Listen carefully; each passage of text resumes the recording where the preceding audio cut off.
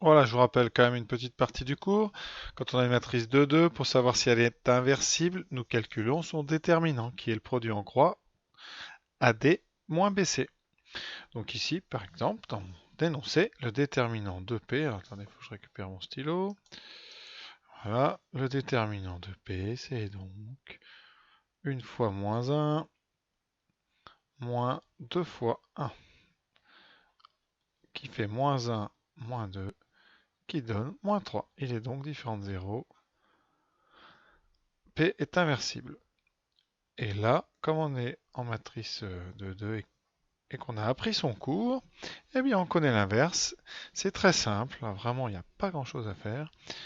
Ici, l'inverse, c'est donc 1 sur le déterminant, donc 1 sur moins 3, fois une certaine matrice qui est très simple, qui est la matrice où on a inversé les deux nombres diagonaux et on a mis un moins devant les deux autres.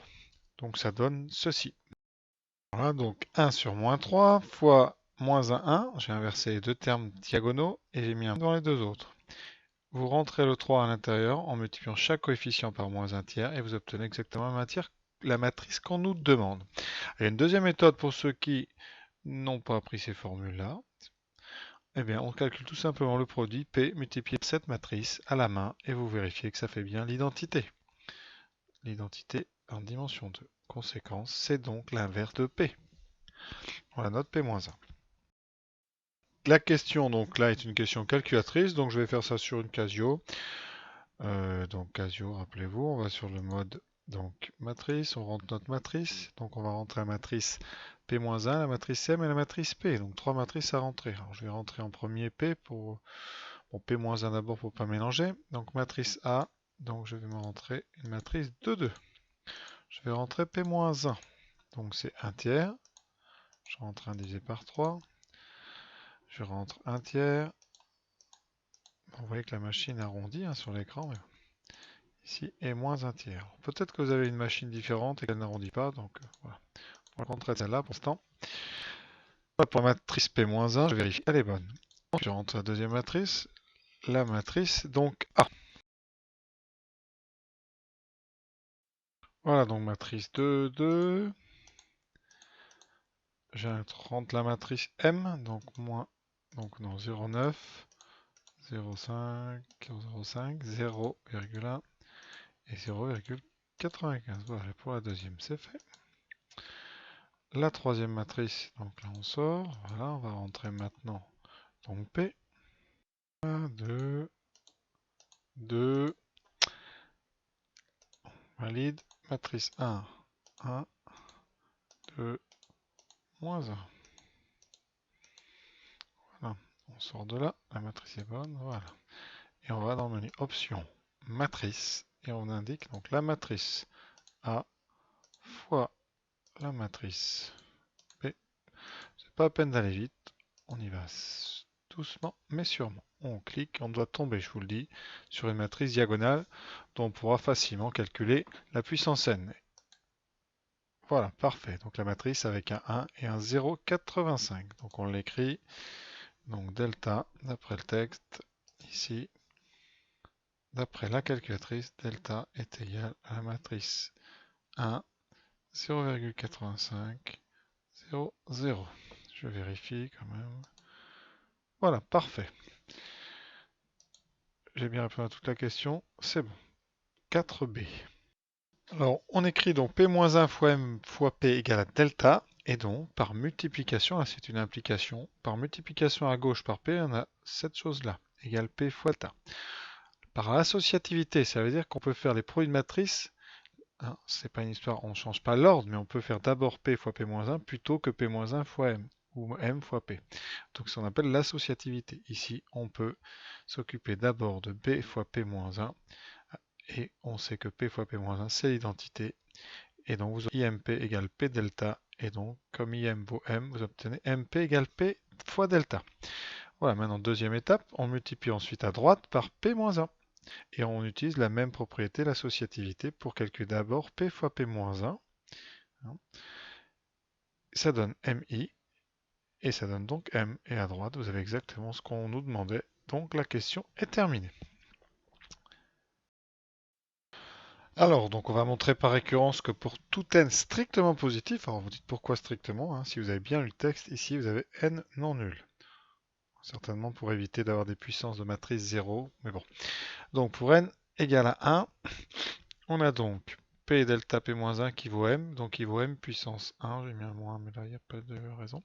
Voilà, donc la propriété est vraie au rang 1. Parfait. Maintenant hérédité, supposons que pour un certain P supérieur ou égal à 1, on est M égale à matrice P fois delta puissance P fois P-1, et on va montrer que c'est vrai à puissance supérieure. Donc c'est comme d'habitude, vous êtes habitué, on part de MP plus 1, on le décompose en M, MP, et ici on utilise une première fois la relation de récurrence, l'hypothèse de récurrence, l'hypothèse, voilà ce qu'on a supposé ici, vous l'injectez ici, à la place de M puissance P. Ensuite, en deuxième étape, à la place de M, vous injectez ce que je vais souligner ici en rouge, P, vous mettez cette relation-là qu'on a démontrée avant, voilà, à la place de M. D'accord? Et vous avez donc P delta P-1 fois P delta, delta puissance P fois P-1. Voilà. Alors on a plein de produits à l'intérieur. On va utiliser maintenant l'associativité encore pour faire certains produits en premier. Et qu'est-ce qu'on va faire en premier? Le produit que vous remarquez au centre ici, P-1 fois P, qui est tout simplement l'identité. D'accord? Je le fais encore ici. Ceci, c'est l'identité de dimension 2.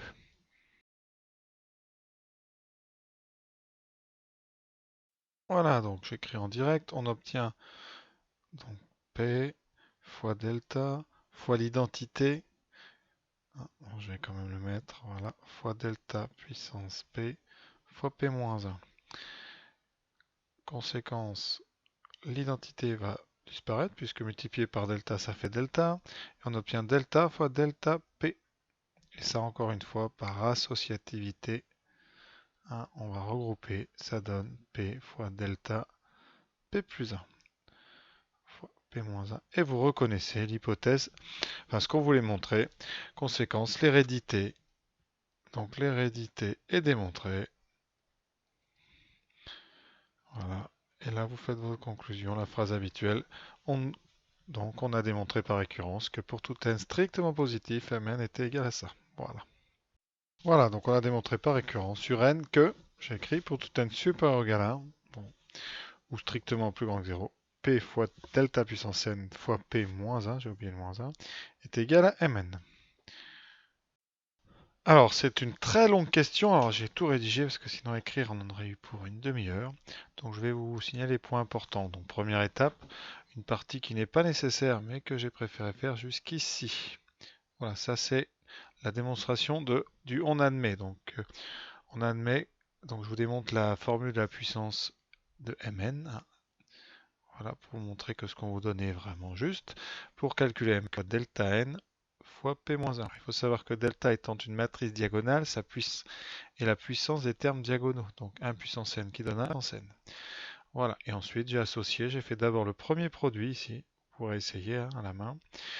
Voilà, ça me donne cette petite matrice. Et alors j'ai multiplié par P-1, et là elle est un petit peu plus grosse. Vous avez 4 termes, c'est celle qu'on vous donne dans le texte. Voilà. Alors là commence la question. Pour calculer Rn, il faut calculer Un. Donc on calcule m puissance n fois u0. On a mn, on a u0, on va faire le produit. Alors comme d'habitude, pour faire un produit, hein, on prend cette colonne ici, on la bascule, et on va donc multiplier ligne par ligne. En première ligne, ça nous donne